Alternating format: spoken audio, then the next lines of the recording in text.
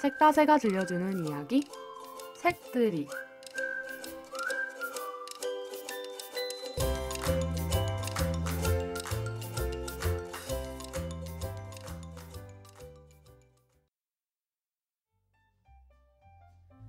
안녕하세요. 책모아 큐레이션 진행하는 류한경입니다.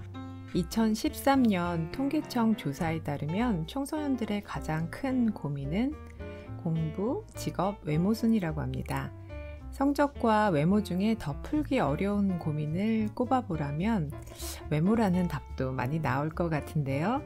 성적은 효과적인 방법을 찾아보고 공부를 정말 열심히 한다면 점수를 올릴 수도 있지만 외모는 획기적인 다이어트나 성형수술을 하지 않는 이상 현재 모습을 바꿀 수 없다고 생각하는 경우가 많으니까요. 그런데 그런 방법 말고도 더 멋진 외모를 가질 수 있는 길은 없을까요? 한번 책 속에서 답을 찾아보겠습니다. 책모아 큐레이션 9번째 주제는 외모를 고민한다면입니다. 외모에 대해 생각해 볼 수 있는 3권의 책을 골라보았습니다. 외모를 고민하는 주인공들이 나오는 2권의 소설, 다이어트 학교, 미인의 법칙. 한 권은 외모에 대해서 다각도로 생각해 볼 수 있는 인문학책, 내 얼굴이 어때서입니다. 첫 번째 책, 다이어트 학교를 함께 볼까요? 주인공 홍이는 살을 빼기 위해서 방학 때 40일간이나 합숙하면서 지내는 다이어트 학교에 들어가게 됩니다. 이 학교의 일과를 보면 아침 먹고 운동, 점심 먹고 운동, 저녁 먹고 또 운동 이런 식으로 계속 살을 빼기 위해서 몸을 움직이고 또 음식은 기름기 없는 걸로 최소한의 양만 먹게 됩니다. 처음에는 날씬해진 모습을 상상하면서 즐겁게 시작했던 생활이 점점 바뀌게 되는데요. 일주일마다 체중을 재서 가장 적게 빠진 학생은 조회 시간에 다른 학생들 앞에서 나는 돼지다, 하지만 사람이 될 거다 이런 말을 외치게 하고 식사량은 점점 줄고 또 말을 듣지 않으면 독방에도 가두기도 합니다. 이 학교에는 이렇게 살을 빼기 위한 마이너스 팀도 있지만 너무 말라서 살을 찌기 위해서 온 플러스 팀도 있습니다. 그 두 팀의 생활이 참 대조가 되는데요. 일단 식사를 보면 플러스 팀은 칼로리가 적은 음식으로만 아주 조금씩 먹고 마이너스 팀은 고기며 튀김 그리고 아주 달디 단 디저트까지 양도 풍성하게 차이가 많이 납니다. 이렇게 플러스 팀과 마이너스 팀 아이들의 사연도 제각각이지만 점점 더 똘똘 뭉치고 한마음이 되어가는데요. 이렇게 비인간적인 대우를 받으면서 살을 빼거나 살을 찌우는 게 과연 바람직한가라는 생각이 든 거죠. 그래서 주인공 홍이도 점점 환상을 깨고 현실을 깨닫게 됩니다. 이렇게 말입니다.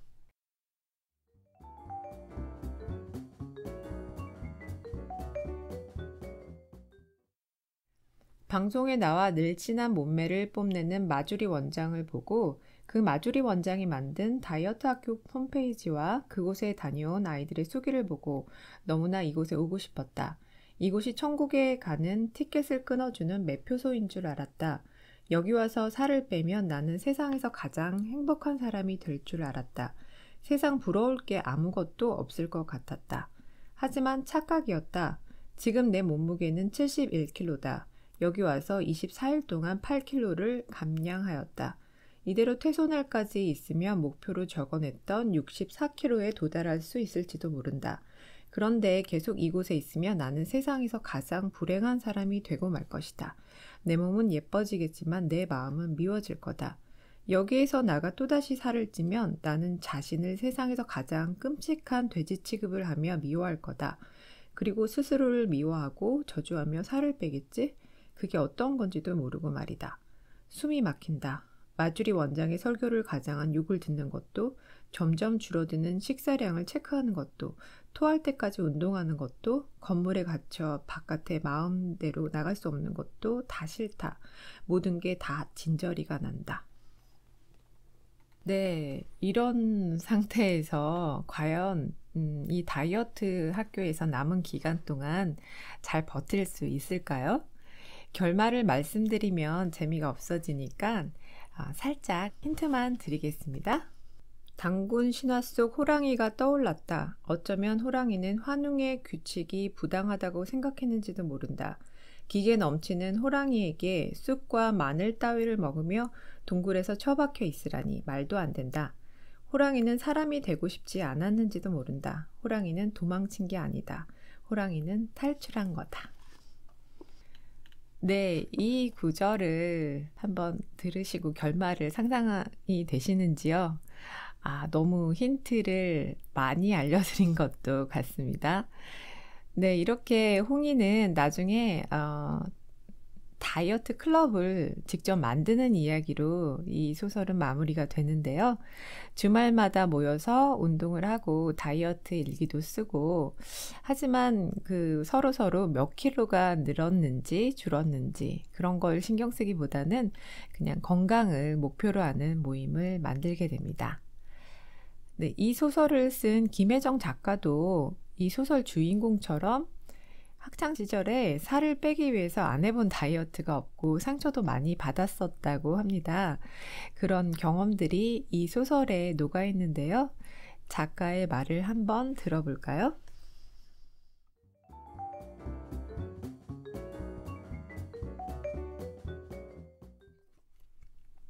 이 소설을 쓰면서 내가 홍이를 안아줄 수 있어서 좋았다. 나는 몇 번이고 홍이야 괜찮아 라는 말을 주문처럼 외웠다. 그 덕분인지 난 콤플렉스에서 벗어났다.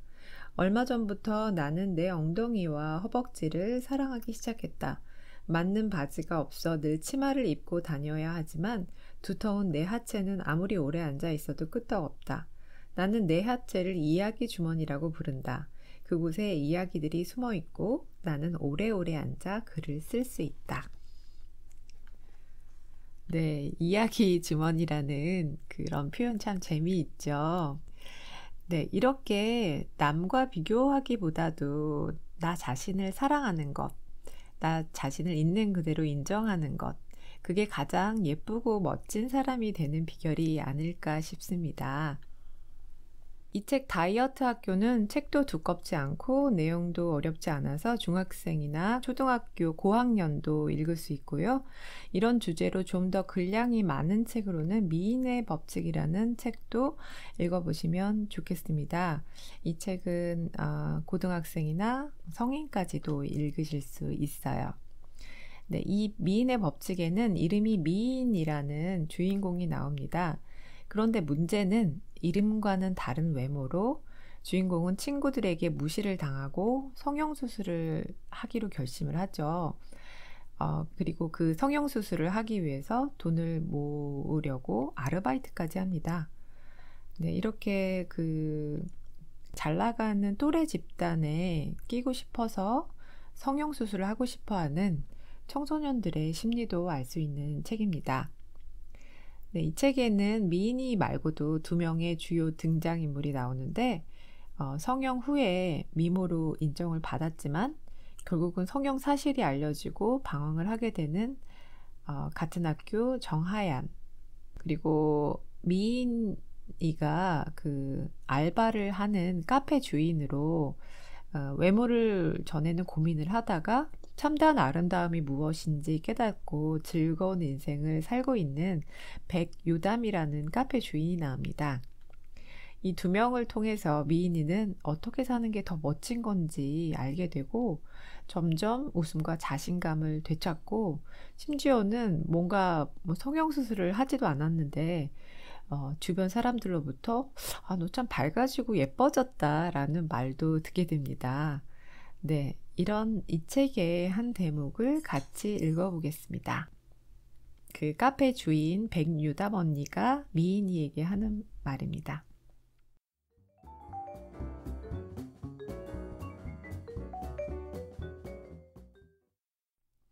미인아, 너는 네가 얼마나 괜찮은 사람인지 알아야 해. 그래야 흔들리더라도 곧 제자리로 돌아와서 너 자신을 지킬 수 있는 거야. 꽉 찬 마음을 안고 묵묵하게 너의 길을 걷다 보면 다른 사람도 너의 진면목을 알아볼 거야. 아, 박미희는 그런 점이 참 괜찮은 사람이더라 하고 말이야. 그러니까 세상이 하는 거짓말에 너무 괴로워하지 마. 세상의 기준과 상관없이 너라는 사람 자체가 예술이니까 하고 언니가 말했다. 네, 너라는 사람 자체가 예술이다라는 말 참 멋지죠. 이렇게 두 권의 소설 다이어트 학교 미인의 법칙 함께 보았고요. 다음 책은 내 얼굴이 어때서라는 인문학 책입니다.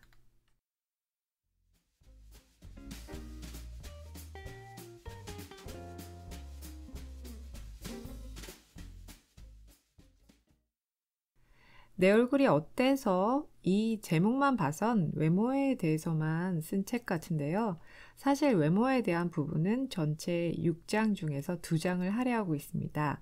부제가 삶의 주인으로 우뚝 서는 당당한 나를 찾아라는 이 부제처럼 내 삶의 주인으로 살기 위해서 나만의 매력을 찾고 또 사회를 비판적으로 성찰하면서 자신의 당당한 목소리를 내면서 살아가라는 큰 메시지를 담고 있는 책입니다.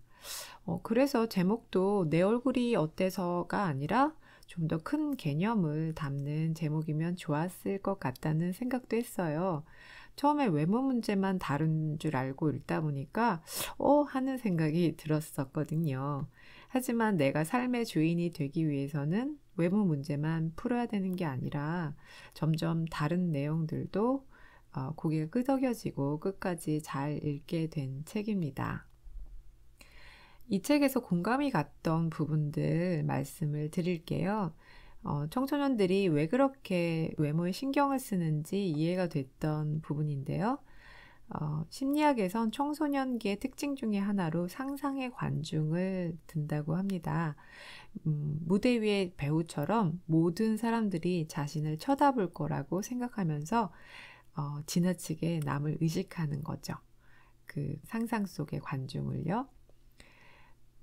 또 남들은 자신의 얼굴이나 옷에 별로 관심도 없는데 왜 그렇게 신경을 많이 쓰게 되는지 모르겠어요. 사실 어른이나 아이들이나.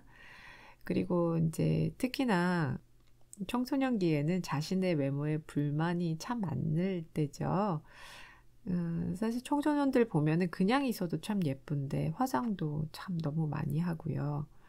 이렇게 외모에 대해 너무 신경 쓰고 또 외모 콤플렉스를 가지고 있는 친구들이 알아두면은 도움이 되는 실험이 있다고 합니다. 그 코넬 대학에서 어떤 교수가 했던 실험인데요. 유명한 사람의 얼굴이 그려진 티셔츠를 입고 사람이 여러 명이 대기하는 실험실에 들어가서 그 사람들이 얼마나 셔츠를 알아봤는지를 실험을 했습니다. 그 중에 몇 사람이나 그 티셔츠의 그림을 기억했을까요? 네, 기억한 사람은 21%에 불과했다고 합니다. 그러니까 사람들이 나에 대해서 사실 그닥 신경 쓰지 않는다는 걸 알 수 있어요. 그러면서 자꾸 내가 남에게 어떻게 보일까 또 남과 나를 비교하면서 지나치게 신경 쓸 필요는 없는 거죠. 그런데 사실은 청소년기뿐만 아니라 어른들도 마찬가지로 자신의 외모가 남에게 어떻게 보일지 너무 신경 쓰고 살고 있습니다. 하지만 외모를 신경 쓰는 건 개인적인 문제만이 아니라 사회적인 문제이기도 합니다. 외모가 최고라는 외모 지상주의가 우리 사회에 너무 퍼져 있어서 외모로 인해 차별을 받기도 하고 또 외모로 인해서 특혜를 받는 경우도 많죠. 회사에서도 예쁘고 멋진 사람들을 더 뽑고 싶어 하니까 대학생들은 취업 성형을 생각하는 경우도 많다고 해요. 그런데 이렇게 따라하고 싶은 외모, 또 아름답다, 예쁘다라고 생각하는 기준들이 정말 절대적이고 보편적인 걸까요? 그 부분을 저희 집 청소년의 목소리로 들어보겠습니다.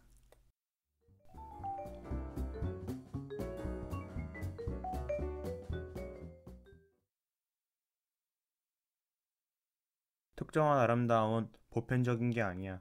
아름다운 외모는 시대마다 문화마다 달라지지. 그것이 마치 무슨 절대 법칙이냐 생각할 필요가 없다는 거야. 영화 바람과 함께 사라지되 생략된 주어가 뭘까?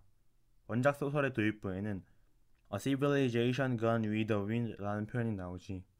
어떤 문명이든 바람과 함께 사라진다는 뜻이야. 특정 문명이 절대화하는 미의식도 언젠가는 바람에 흩날릴 먼지 같은 관념일 뿐이지.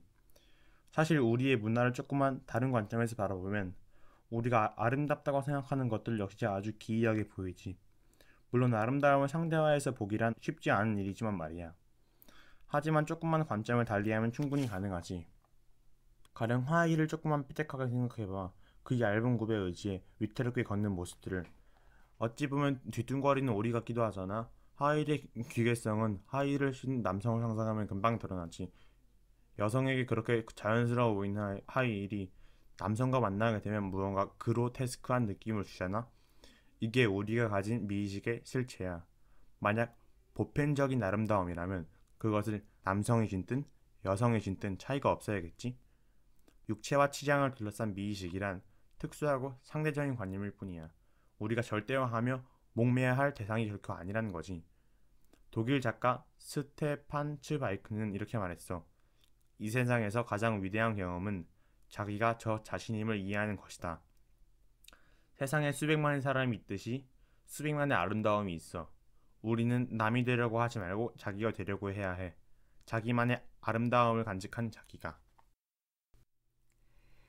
네, 이 부분 잘 들으셨는지요?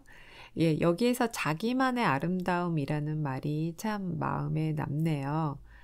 주변을 돌아보면은 참 예쁘다, 멋지다 싶은 사람들이 있어요. 그런데 그런 부러움이 외모에서 나오는 것만은 아니더라고요. 그보다는 그 사람의 매력, 삶의 태도, 또 살아가는 모습이 참 좋아 보이고 부러운 경우가 많았어요. 얼굴 표정이 편안하고 웃는 모습이 정말 환하고 해맑은 사람이 있죠. 또 하는 행동이나 말도 참 예쁘고요.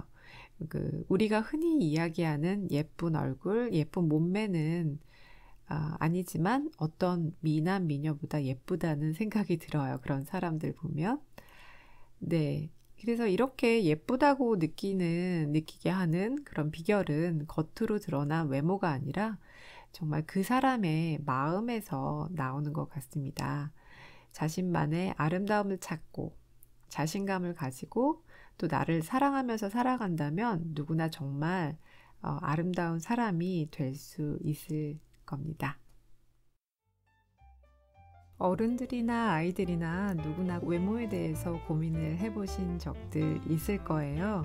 오늘 함께한 이 책들이 그런 고민을 풀고 또 자신만의 매력을 찾고 자신감을 가지고 살아가는데 도움이 되셨으면 좋겠습니다. 지금까지 책모아 큐레이션 9번째 외모를 고민한다면 시간을 마치겠습니다. 참 그리고 어떤 분들이 들으시는지 어떻게 들으셨는지 참 궁금해요. 어쩔 땐 벽 보고 얘기하는 것 같은 기분도 들고요. 더 바라는 점이나 청취 소감 댓글로 많이 남겨주시면 큰 힘이 될 것 같습니다. 네, 다음 시간에도 더 재미있는 주제로 만나겠습니다. 함께 해주신 여러분 감사합니다.